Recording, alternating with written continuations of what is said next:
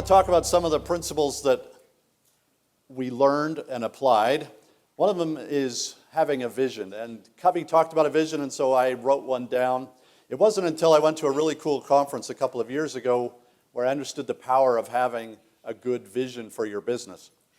And they brought in some experts from Stanford, and they talked about this research that they did, and they partnered with a bank, and they put your face on the savings page of your bank account, and they would age your face. And so if this is you today, they would take your face and age it to 65, and then depending on how much you save that month, you would either frown, mediocre, and then up to giddy smile if you got up into that 20 or 30% savings.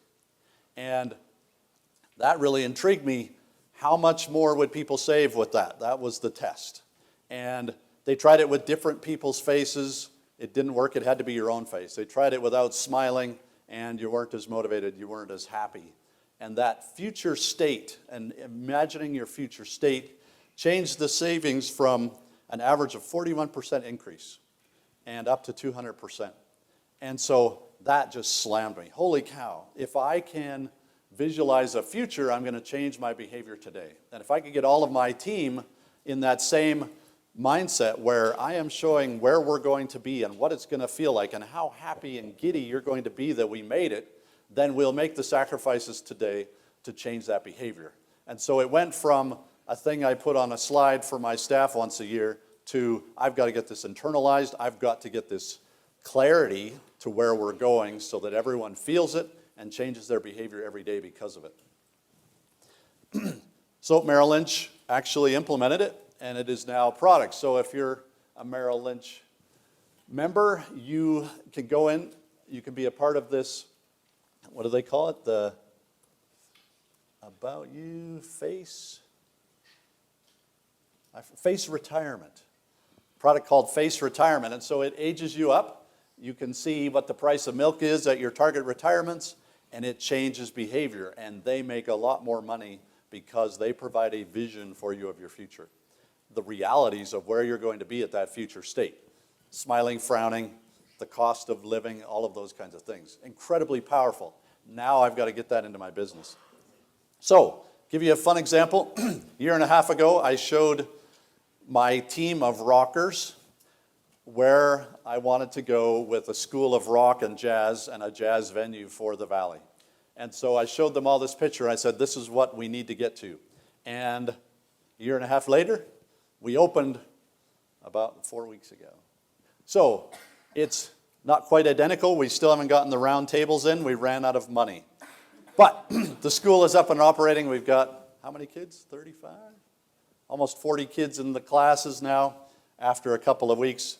And at the end of this quarter, you can all come down for a jazz venue Friday nights and listen to my son drumming and some other bands from Salt Lake. So it really happened, and it is really close to the original, and I kept putting that in front of the team. This is what we're going for. This is what we're going to make a reality in the Valley, and so it was kind of fun. And at the same time, I went and paid Design West to do up a vision of where we want ASI to be and what that looks like, and so that they can get excited about that and imagine what it's going to be like to go to this kind of a place with free breakfast, free lunch. Have you approved that yet? Darn it. In theory, we will have bananas at the entrance for lunch. So that reality now is changing behavior. They're thinking bigger. They're not thinking we're going to be in a barn the rest of our careers, but this is going to be an international corporation, and they start thinking differently. You think differently if you're designing something for a single farmer versus thousands. You're thinking differently when you're making financial decisions about positioning yourself for world domination versus just keeping food on the table. And so, where did we get on the vision of the organization? And this gets me excited. Financial independence for all the owners, and a company where you'll want to work even when you don't have to. Meaning it actually worked. We got you to financial independence, and it is so awesome to work at ASI. You will still shuffle in at 75 and 80 because of how amazing the culture is, how it feels to win, how it feels to be around great people and a good culture. and we made everybody owners. And so now we have an ESOP for all of our people, so they're all owners. So the goal is everybody gets financial independence. That drives very different behavior than a 9-to-5 job. And that's the kind of behavior I wanted. And I want it driven by their motivation to get there versus me pounding the podium and you must perform so I could get my second Ferrari. I don't have the first one. But that general idea that you're just going to make the shareholders rich. You're just going to make the leadership team elect with their shares that you don't have access to, that kind of a thing. So that's the vision, what we're trying to build. That is hard to get that combination. A place you would go to even if you don't have to financially go. That utopian of I want to be there even though I could be anywhere else on this planet. And how do you do that?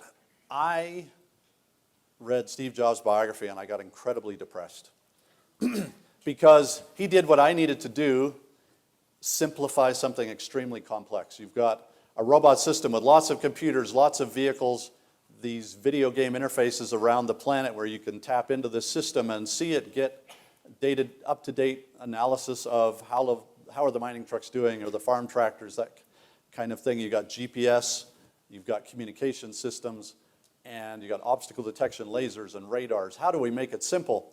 And I realized that I could not do it. I could not be like him. He was a jerk. He got nicer near the end. But if you read that book, you will get a feeling of the kinds of things he did to get it done. The mouse, it wasn't smooth enough. You stupid idiot, if you don't get this smooth, you're out of here. He's fired. Another guy's fired. Another guy's fired. Don't come back unless this works, you stupid idiot. And I'm not using the bad words that he used. And I'm like, I can't do that. I cannot get to where I need to go. And that was incredibly depressing.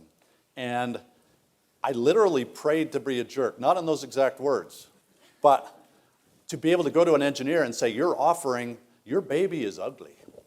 And you better go back and work on that baby because it is not fast enough, it's not simple enough, it's not whatever. I don't want to hurt their feelings. I am not good at that.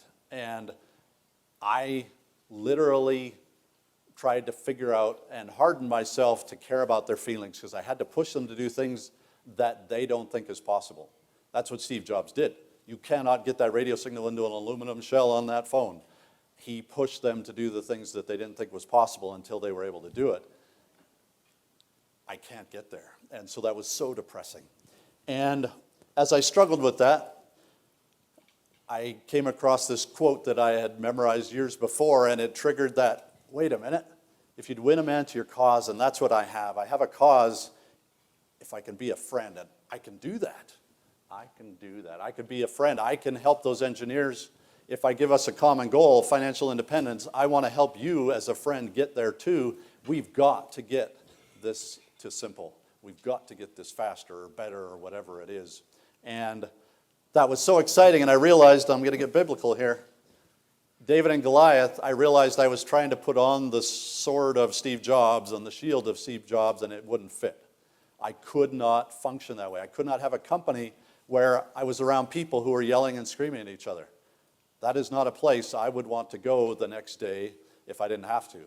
And so what is my slingshot? That quest became a passion, and I realized that it's a humble culture, because if I have a culture where people are humble with each other, there's no such thing as confrontation with a humble person.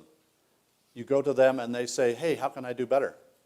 Oh, well, here's some things. That mouse is not smooth enough. That, whatever, it is awesome. If you have someone who's defensive and not humble, or if you have someone who's coming to them who isn't humble and saying, you stupid idiot, it doesn't work. You have to have humble on both sides, and I realized that would be the most effective company possible, because you would get the most out of every team member in that room. You'd have a humble leader who's listening to all of those people. You'd have people submitting ideas in a humble way that would be easily agreed to. And I thought that should beat these other cultures. And so I got pretty excited about it. And we'd initially tried to start a consensus culture.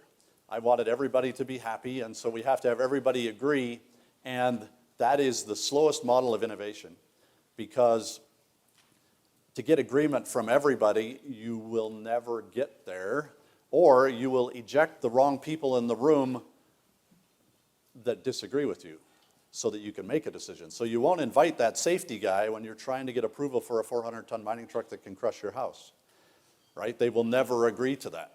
So you will never sell one. And you have to have him in the room. So you can't have consensus culture. You have to have a decision maker. So you've got to have the diversity before a decision.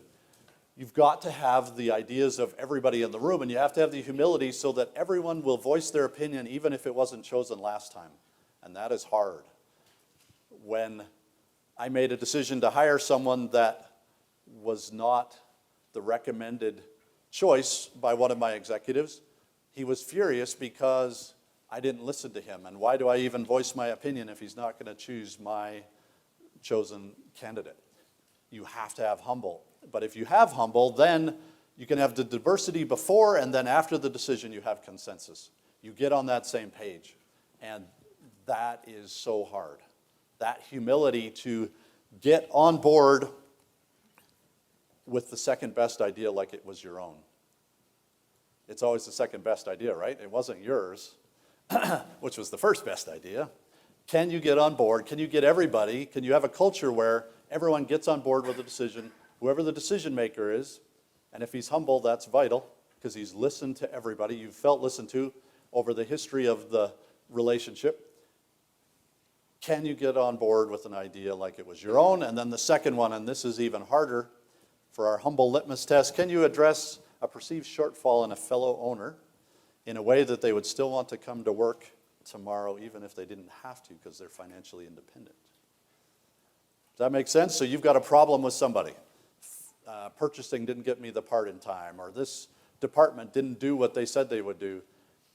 Can I interact with them talking about that gap in a way that they'd still come to work tomorrow even if they were millionaires and could go anywhere else and do anything else? That is a skill, and that takes humility that is hard to find. And so that's the quest. I know that's my slingshot culture. That is how we can be the world's leaders if I can get a culture like that, because we will get the best ideas in every room and we will rule. So we set up a system.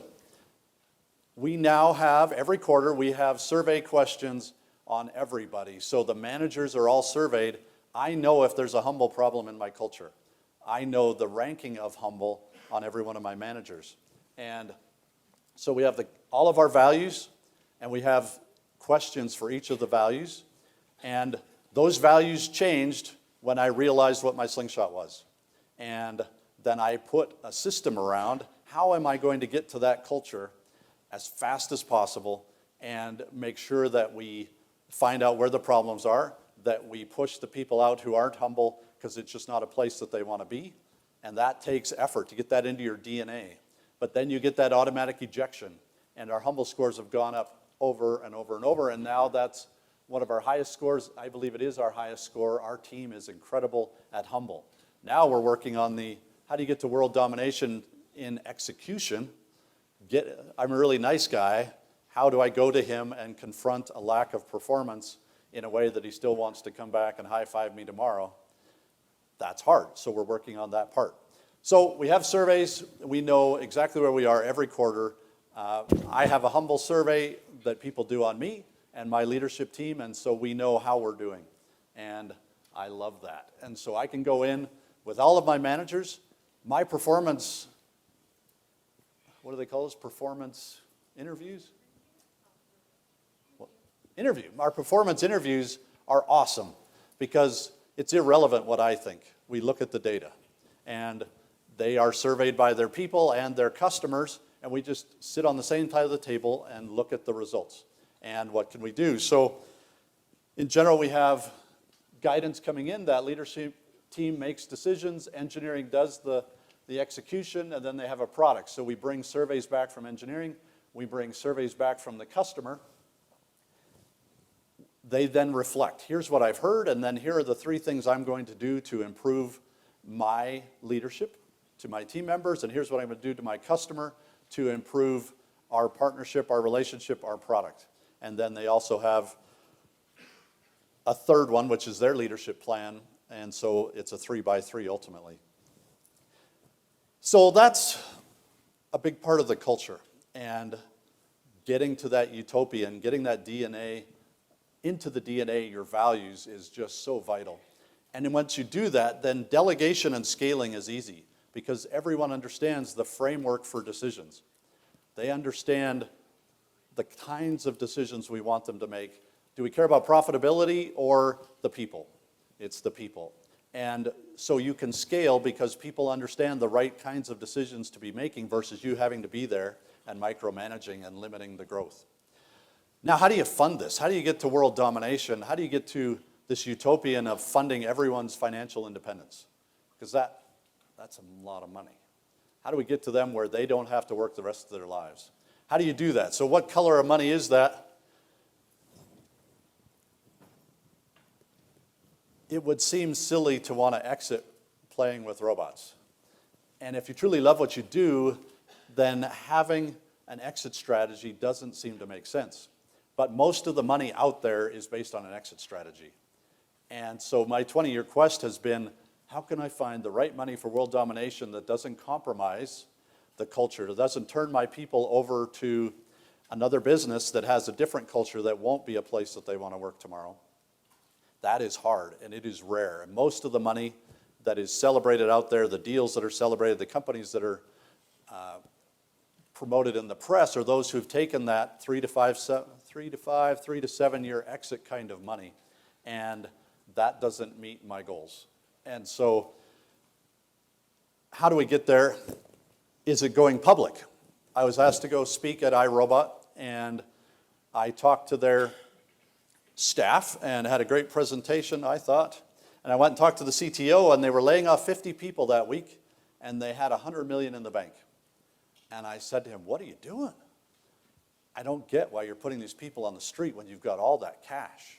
I've got 50 bucks. 47. And the answer was, well, we can't get our ratio inverted so that the stock price drops, Boeing will buy us and move us to Georgia. That was his answer. 50 people who put their heart and soul into growing that business, and they were put on the street because of a stock price. I'm like, okay, that's definitely not my answer. And when I was working with John Deere, they had this book called The Innovator's Dilemma. And so over a napkin at a restaurant after a demo, they drew out these plots that Clayton Christensen had shown how innovation will overtake these large companies that aren't innovating. And so they shared their concerns, being the mammoth in the industry, that they're going to get disrupted. And that was my niche. I can do that for big companies. I can be their innovator, their lab that will go out there and create new technologies while they're working on the maintenance of the products that are existing and the incremental improvements to those products. And so that was my sales pitch. And so I took that to all these other companies, and I think we've raised 160, 170 million through this model of going to businesses and saying, we can help you innovate. We can be your innovator solution. And that is a way that I didn't have to compromise our culture. I didn't have to turn my people over to someone else after 3 to 5, 7 years, go play on the beach and turn them over to some other organization that would not care about them as much as I do. So we created kind of a platform business where we had different market applications. You saw some of the video. And created these separately so that we wouldn't have that liability concern where customers suing a John Deere wouldn't compromise the mining business and the people that were putting money into that and the relationships that we had there. And the other is so that I could raise a minority investment in these separate entities. And so we were able to do that last year, and we sold 34% of mining to one of the world-leading mining companies that has a distribution and service and support around the world. And we haven't lost control of the company. We now have the channel that we need for world domination in mining, and we have the capital to refine the products. And so we're getting incredible, exciting traction, and there's been announcements, and some bigger ones are coming in the next couple of weeks. So it's working, and now we can replicate that model as we try to figure out how to get that world domination channel in each of these markets.